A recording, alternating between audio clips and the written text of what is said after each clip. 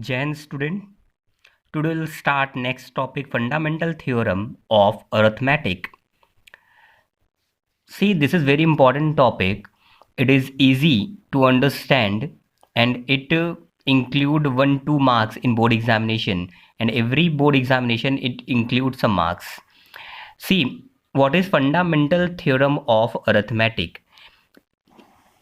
It said that every composite number can be expressed as a product of primes, and this factorization is unique except for the order in which the prime factor occurs. It means that if we have a composite number a, so we can always represent this composite number in form of the product of its prime number. So let p1, p2, p3 and so on pn are the prime numbers, prime factors of a. So we can always write a equal to p1, p2, p3 and so on pn. So a equal to p1 into p2 into p3 and so on pn. What does it means? We can explain this topic with the help of example.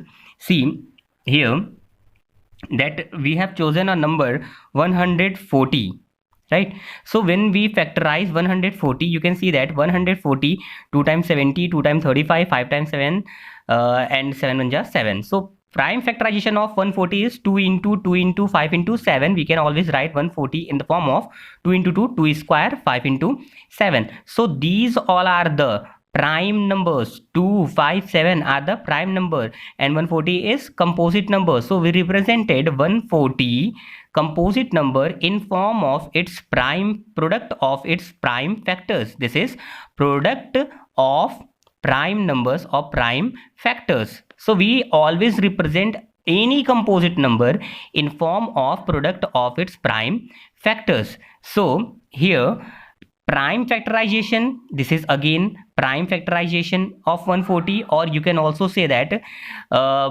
product of prime factors of 140. So in exam, whenever it will ask to find the prime factorization of any number or find the product of prime factors, so we will always perform these activity by prime factorization. You will get the product of the prime factors as well as prime factorization, right? Now you have given few question as a homework. You can see here that write its product of its prime factors or prime factorization of these numbers. Numbers are 7325, 58500, 45, 47, 0971 and 20570. So for these four numbers you have to find the product of its prime factors or do prime factorization. Both are same. You have to perform these things in all four cases. Thank you.